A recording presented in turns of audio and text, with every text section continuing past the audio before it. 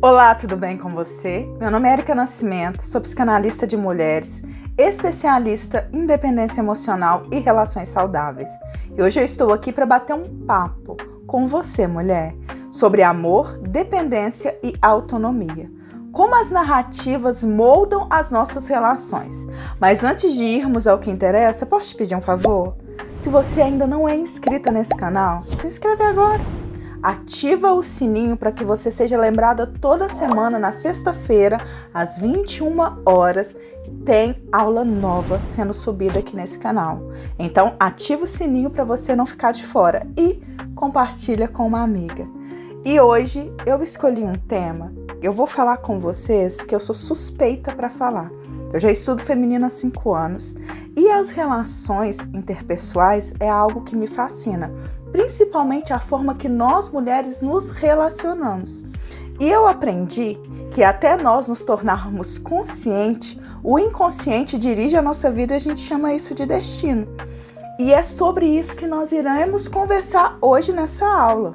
Na verdade, nem vou chamar de aula, é um bate-papo de mulher para mulher, aonde que eu quero, junto com você, poder aprofundar no poder da narrativa. Talvez você não seja familiarizada com essa palavra narrativa, não sei.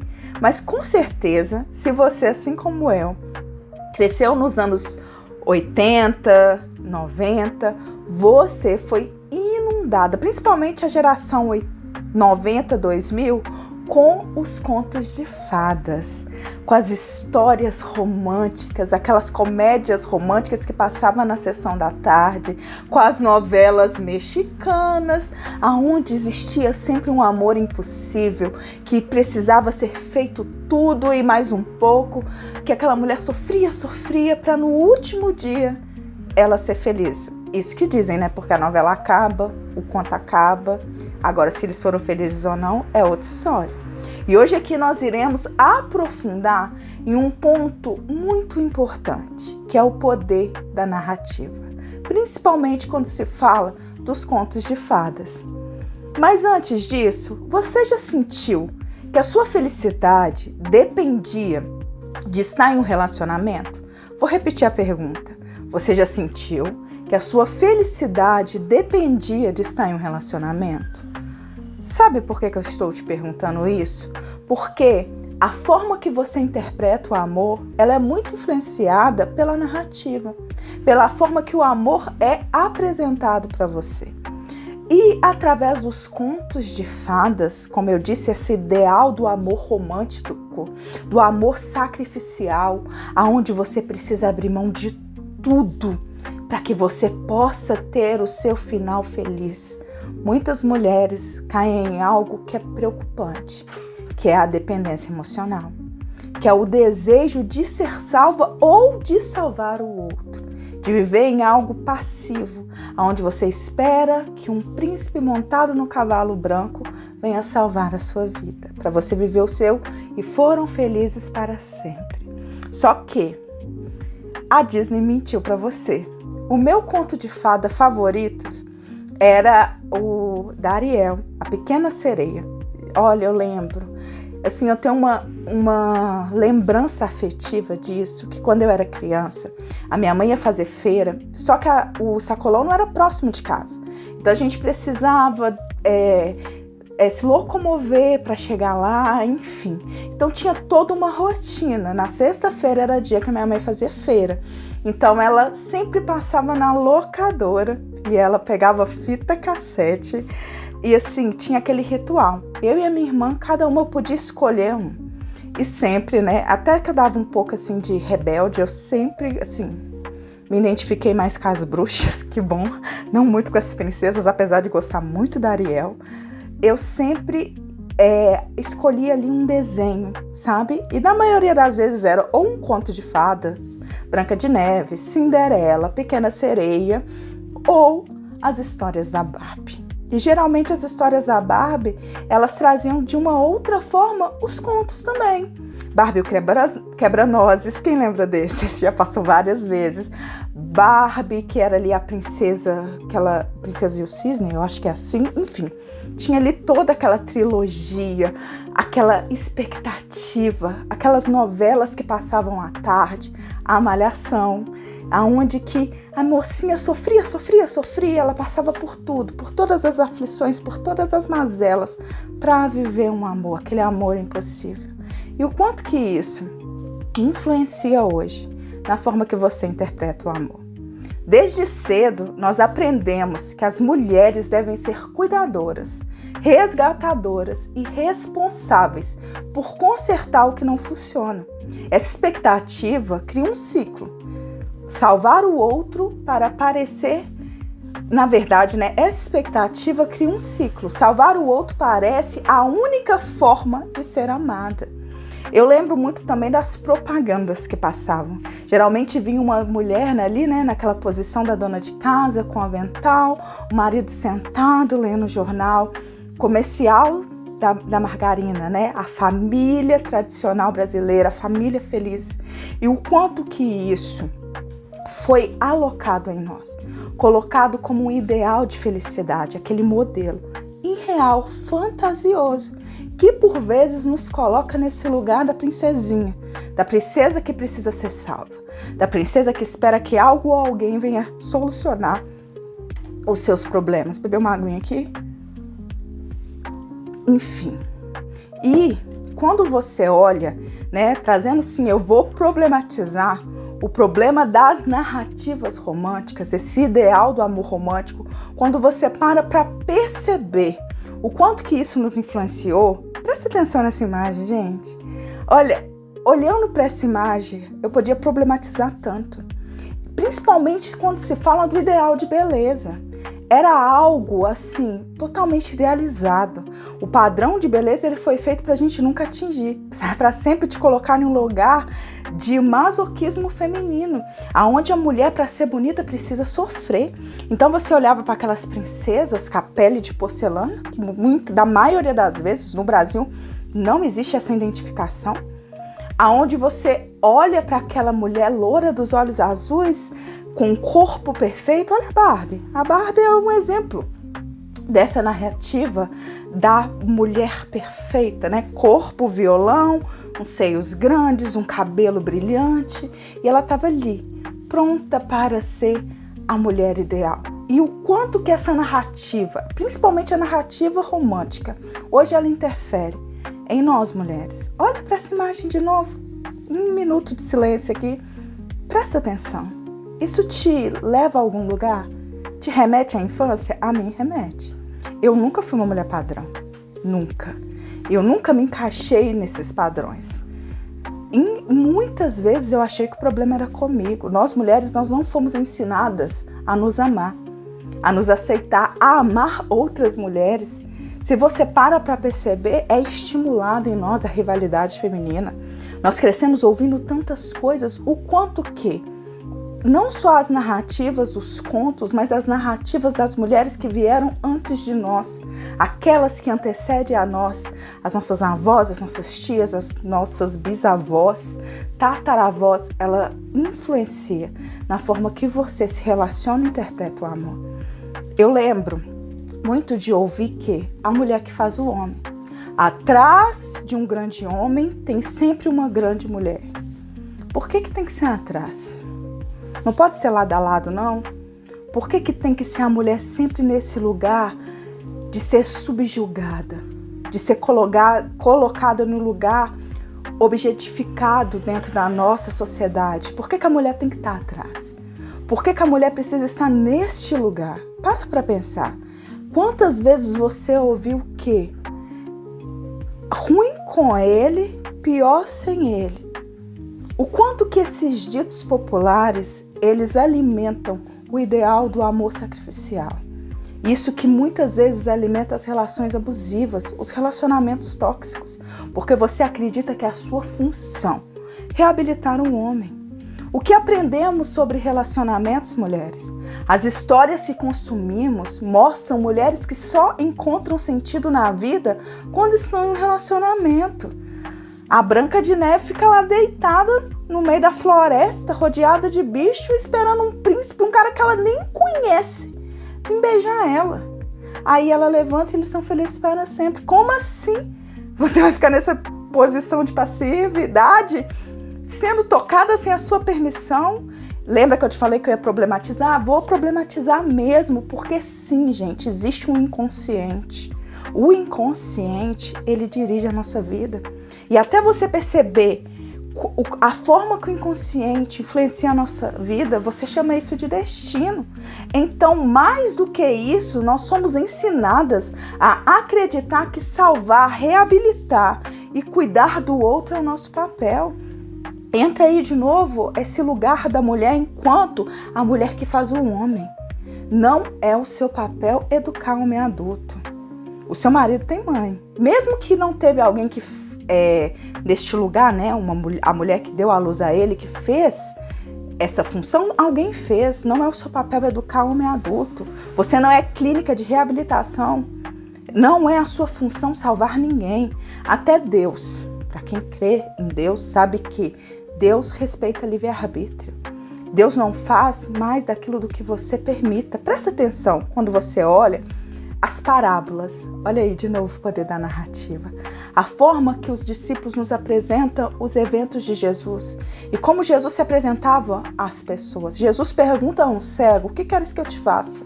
E quantos outros ele fez essa pergunta? Talvez você, né, ansiosa, uma vez eu fiquei pensando sobre isso, fala, pô, Jesus, o Senhor está perguntando para um cego o que ele quer? Tá na cara, quem disse? Nem todo mundo que está doente quer ser curado. Nem todo mundo que está morrendo quer ser salvo. Mas você, mulher, tá aí, né?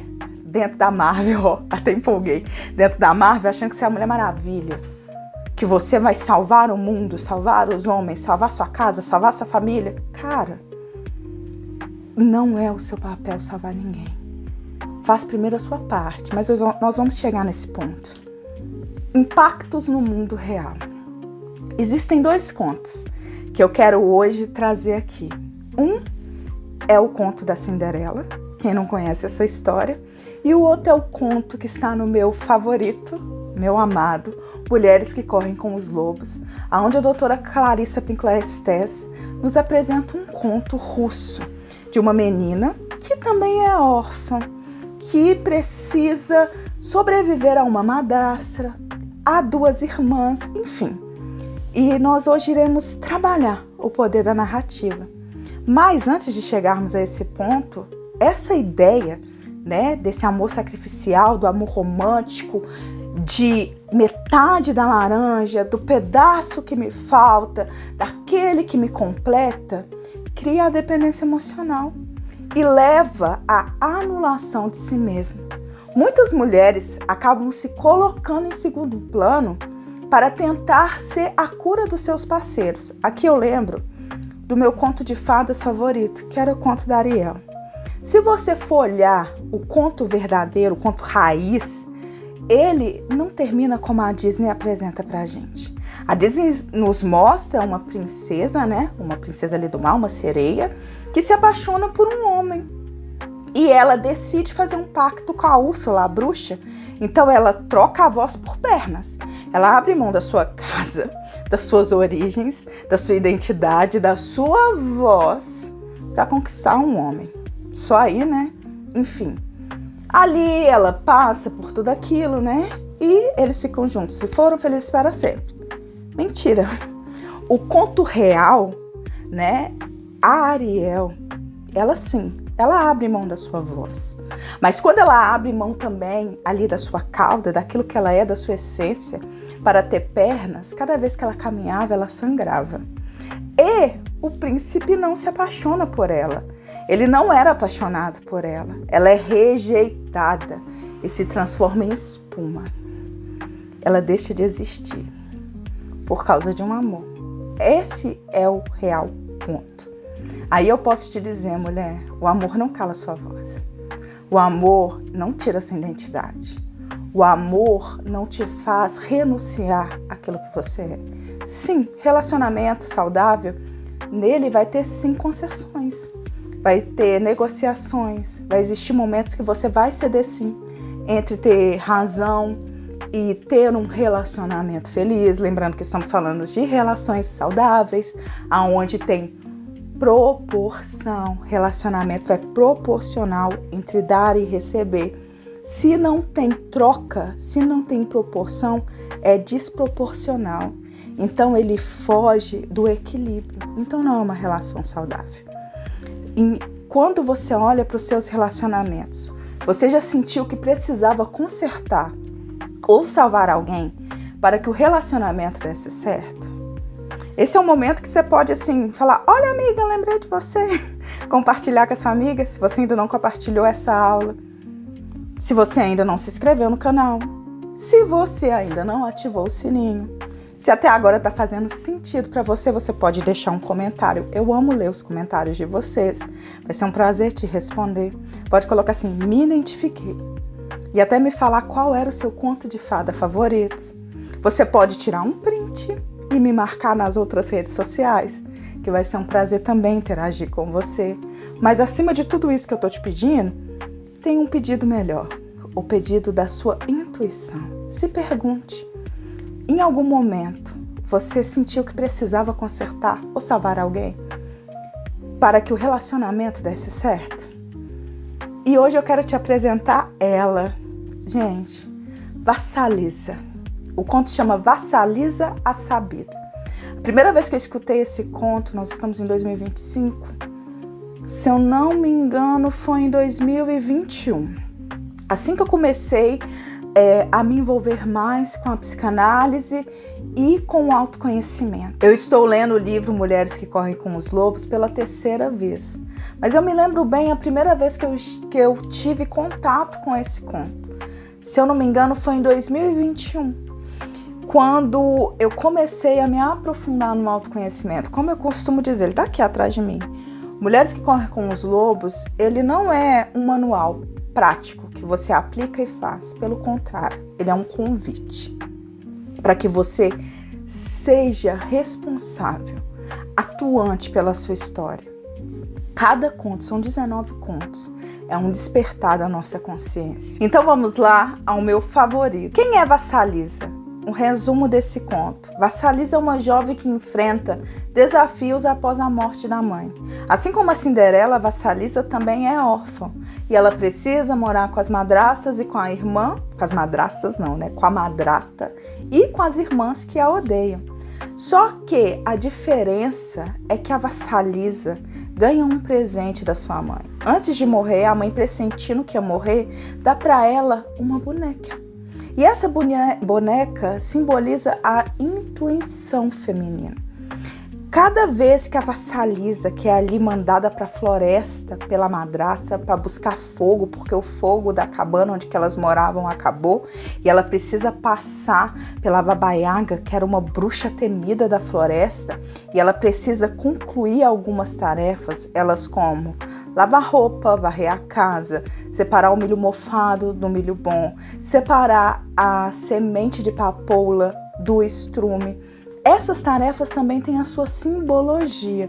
Elas representam algumas tarefas que nós mulheres precisamos fazer para que nós possamos nos conectar com o nosso eu.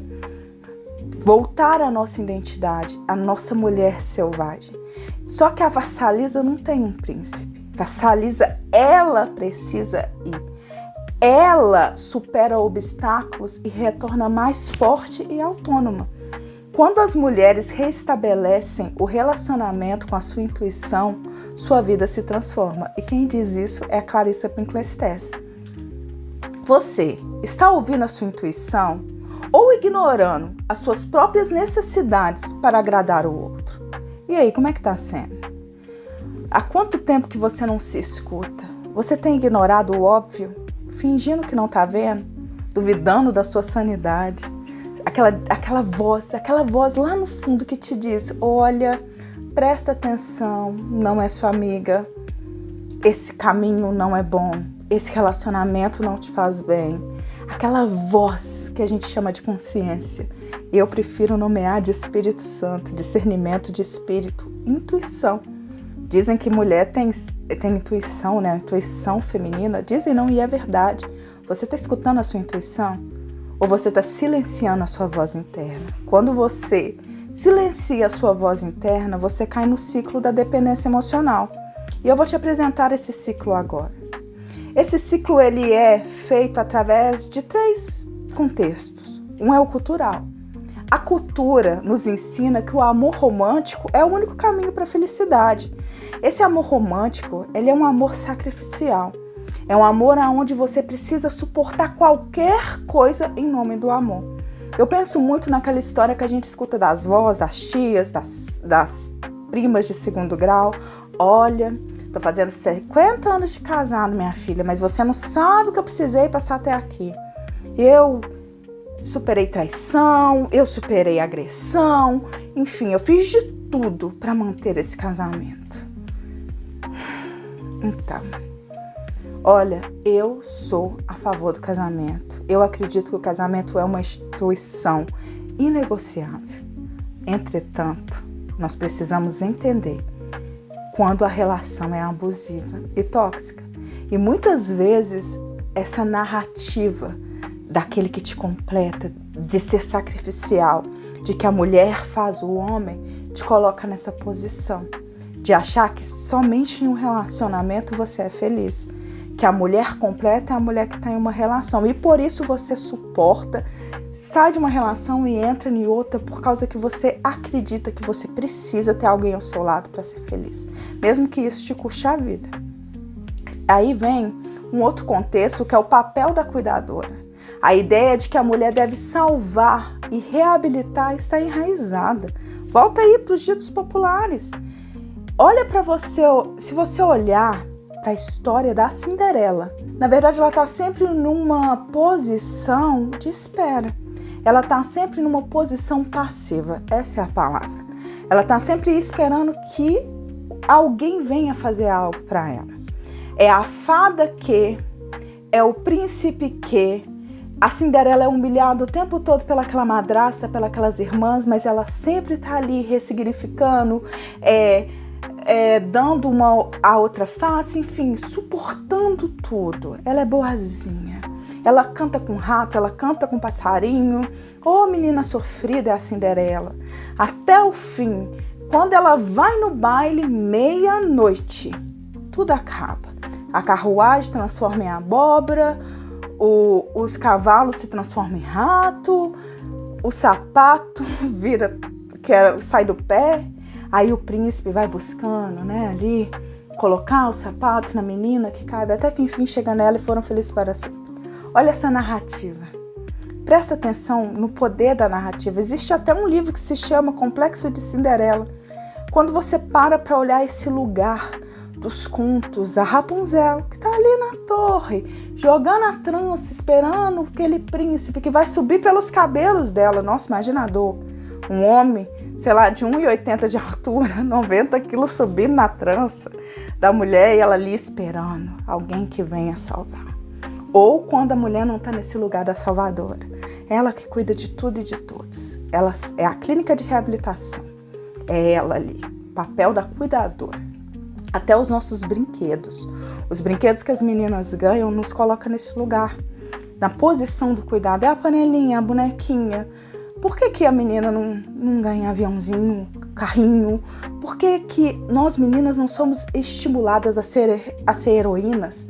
A ser aviadora, a ser mecânica, enfim. E aí, esse é o lugar. O que foi implantado em nós? Qual que é o lugar social que a mulher ocupa? Esse lugar do machismo estrutural. Esse lugar onde mulheres não são ensinadas a se amar. Pelo contrário, mulheres são ensinadas a se odiarem. A rivalidade feminina. A mulher é ensinada a odiar seu próprio corpo. É botox, porque a mulher não pode envelhecer. O etarismo. Ah, tá ficando velha, tá ficando gorda. Tá com estria. São tantas coisas, né? Tantas informações. O ritual de beleza é masoquista.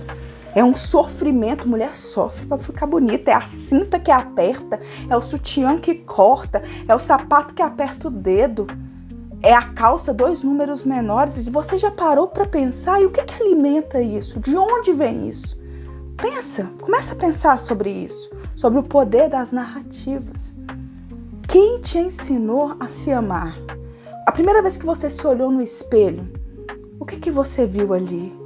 Qual que é a voz enraizada em você que quando você se olha, quando você vê a sua autoimagem, você escuta, murcha a barriga, senta que nem moça, fala um tom mais baixo? Será que é a voz da sua mãe, das suas tias? Se você parar para perceber, são as mulheres que são cruéis com mulheres. Os haters da internet de mulheres são as próprias mulheres. É uma reprodução do machismo. Aqui eu poderia aprofundar em tantas coisas com vocês, mas se você olha aqui no que interessa nessa aula hoje, que é a dependência emocional, esse ciclo também tem o medo da solidão. Relacionamentos tóxicos muitas vezes são mantidos por medo de ficar só. Dizem, né, que é antes só do que mal acompanhada, mas tem mulher que está interpretando errado. Antes mal acompanhada do que só. É cada traste, é cada coisa para não ficar sozinha. Homens que nem te assumiu. O cara nunca postou uma foto com você. Nunca te deu uma aliança, nunca te apresentou para a família. Você se contenta em ficar com as sobras, com o resto, com o que ele pode te oferecer. E ele ainda diz assim, olha, você sabe que eu sou assim, né? Você já sabia que eu era assim, pô. Você que aceitou, não tô te prometendo nada e você tá ali esperando. Ele vai mudar. Eu vou dar muito amor pra ele que uma hora ele muda. Muda nada. Sabe por quê? Se ele quisesse realmente, ele já tinha te assumido. E olha, é problematizando, porque eu trabalho com mulheres há 5 anos. E antes de trabalhar num consultório de psicanálise, eu sou pastora. Então eu escutei mulheres no gabinete pastoral por muitas vezes. Mulheres meninas de 16, 15, 14 anos, aceitando cada coisa por sentimento de rejeição, por carência paterna, por medo de abandono, porque vem de lares disfuncionais e porque quer alguém que salve, né? Alguém que faça essa função, que venha resgatar da madrasta má, que muitas vezes é a mãe. No conto verdadeiro, é mãe, não é madrasta não. Mas outra coisa da nossa sociedade que estigmatiza a mulher e não consegue alocar na mulher que se torna mãe, né, na mulher mãe, mas precisa matar a mulher para se transformar em mãe, que ela não é boa nem má, precisa dessa coisa binária, né, ou é bom ou é mal, mas que é ser humano, que ser humano é bom ou é mal, enfim, é feio, é bonito, tá no humano. O ser humano é dual, mas principalmente quando se trata de mãe, esse ser idolatrado, esse ser sagrado, nós temos essa dificuldade também de dar nome aos nossos sentimentos, de entender que sim, amamos e por vezes odiamos essa mesma mulher. Isso daria até uma aula, né? E olha, esse ciclo de dependência, ele é alimentado pela cultura, pelo papel da cuidadora, pelo medo da solidão. Eu poderia trazer muitas outras vértices, sabe? É como um mapa mental que vai se abrindo. Cada lugar desse aqui, ele vai abrindo outros micros lugares que vão se expandindo e colocando essa mulher nesse lugar de dependência, nesse lugar de prateleira do amor. É um livro excelente, onde que a mulher é como uma mercadoria que precisa ser escolhida. Olha, tá na hora de ser mãe, tá ficando velha, tá velha para casar. É sempre esse lugar de que a mulher precisa ser, a mulher precisa ser bonita. Quantas vezes eu já ouvi isso, gente, século XXI, que mulher precisa ser bonita, não precisa ser muito inteligente. Até ontem, a mulher, ela era educada até certo ponto, só para servir a casa. E não tem problema nenhum se você escolhe ser do lar, se você quer ser astronauta, se você quer ser psicanalista, engenheira, enfim. Se você quer ser uma monja budista, não tem problema, desde que essa narrativa seja sua. Presta bastante atenção no que eu estou te falando. Desde que a narrativa seja sua, que seja as suas escolhas, tudo bem. Ou você está contando uma história que foi contada para você e você só está recontando esse conto. Já parou para pensar nisso? Relações saudáveis. O que aprender com Vassalisa? Eu te contei, né? Esse conto. Uma menina bem semelhante a Cinderela, esse conto russo. Quem dera se todas nós tivéssemos visto em fitas cassete, era DVD, né? Lembrei. No DVD, a Vassalisa. Que bom que existe esse lindo livro onde a Clarissa Pinkola-Estés nos apresenta este conto maravilhoso. Para aqui. Se você quer estudar comigo, esse é o momento. Se você já ouviu falar desse livro, mas às vezes acha ele complexo, gostaria de entender mais sobre o poder do inconsciente, dos símbolos, dos contos, do inconsciente coletivo, eu estou preparando uma aula na segunda quinzena de janeiro com um valor simbólico, aonde eu irei junto com você estudar este livro. Então, se você ainda não me segue nas minhas redes sociais, vou deixar o link aqui abaixo, lá no Instagram, acompanhando as aulas aqui também. Você vai lá, vai ativar também lá no Instagram para receber as solicitações, vai maratonar o meu feed e vai ficar por dentro nos meus stories do dia dessa aula. Não perca. Mas aqui hoje, quando a gente olha para a Vassalisa de uma forma assim bem simbólica, cada tarefa tem um simbolismo. Se você olha para o que significa lavar roupa, tem até uma expressão que diz, a gente precisa lavar roupa suja. E tem vezes sim que a gente precisa mesmo lavar essas roupas sujas, coisas que ficam escondidas, o sujo, o que está guardado, o que está escondido. A gente precisa varrer a casa, separar a semente de papoula do estrume, que muitas vezes é separar as relações, o que presta, o que não presta, os caminhos, as escolhas, os pensamentos, os sonhos, os projetos. É separar o milho bom do milho ruim. E a Vassalisa nos ensina a confiança em si mesma. Essa boneca mágica representa essa intuição, algo que ignoramos quando estamos ocupadas salvando o outro. Você está tão preocupada em salvar sua relação que você está morrendo junto. O primeiro passo para salvar um relacionamento é você se salvar primeiro. Eu escrevi no meu livro Segredos de um Relacionamento Forte uma metáfora que eu gosto muito, que é o abraço do afogado. Os bombeiros nos ensinam, né? Quem tem, enfim, não é minha área, mas quem tem ali o salva-vidas, tem essa especialização em resgate de pessoas se afogando, em afogamento, eles nos dizem que quando uma pessoa está se afogando, a pior coisa que você pode fazer é pular para salvar. Porque naquela ânsia de se salvar, a pessoa se agarra no outro, o famoso abraço do afogado, e você tentando salvar o outro, morre os dois. É o abraço do afogado. Quantos relacionamentos estão assim? Na ânsia de salvar algo ou alguém, você acaba morrendo junto. Antes de colocar a máscara no outro, não é isso que nos falam ali no avião, quando tem alguma pane? Antes de colocar a máscara no outro, coloca primeiro em você. Se salva primeiro. Até porque você precisa saber se aquilo ali quer ser salvo. Ou se tem salvação. Tem coisa que, infelizmente, não tem conserto. E uma delas são relações abusivas. Mulher, se você está passando esse momento por qualquer tipo de violência, seja ela física, verbal, patrimonial, sexual, psicológica, sai. O caminho é sair. Não negocie com a sua vida. Se custa sua liberdade, sua identidade, sua saúde mental, é caro demais. Se precisar de ajuda, eu estou aqui para isso. Não hesite em me chamar. E, voltando ao conto da Vassalisa, também a força interna. Ela não espera ser resgatada. Ela enfrenta seus próprios desafios. Em um português claro. Aqui, ó. Olha para mim aqui. Levanta a bunda da cadeira e faz a sua parte. Não adianta buscar terapia, buscar aconselhamento com seu pastor, com a sua pastora, com um mentor, investir em cursos, enfim, sei lá, fazer simpatia, orar, não sei o que você vai fazer. Se você não fizer a sua parte, se você, até a oração, orar e agir. O que é espiritual, Deus faz. Aquilo que cabe a você, Deus não faz a sua parte. Deus, ele é tão educado que ele diz, eis que estou à porta e bato.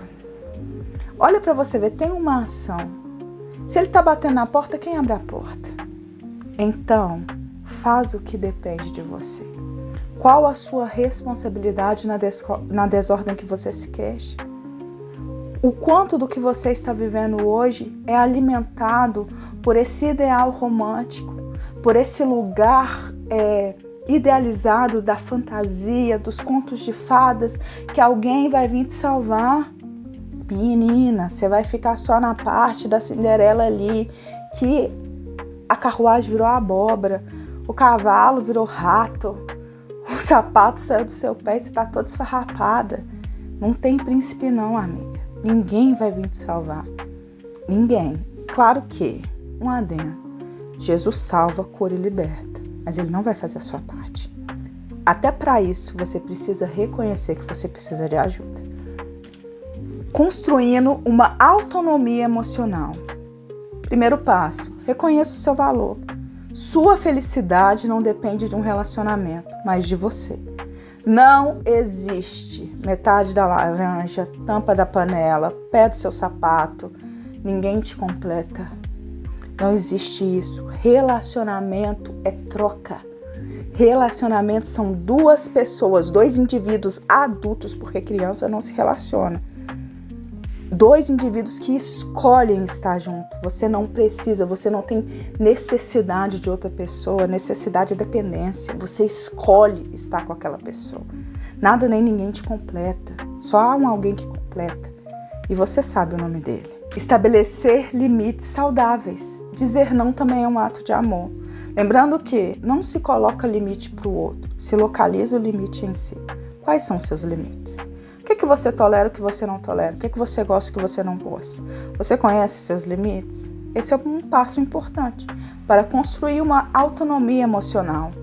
Terceiro, ouça a sua intuição. A bonequinha da Vassalisa, ela é esse simbolismo da nossa voz interna, daquela voz que grita, que é apresentada também no conto do Barba Azul, que é aquela chavinha que quando ela abre a porta, se você também não conhece esse conto, é um dos contos do livro Mulheres Correm com os Lobos, você vai ter a oportunidade de estudar comigo. Quando ela abre aquela porta, a chave começa a sangrar.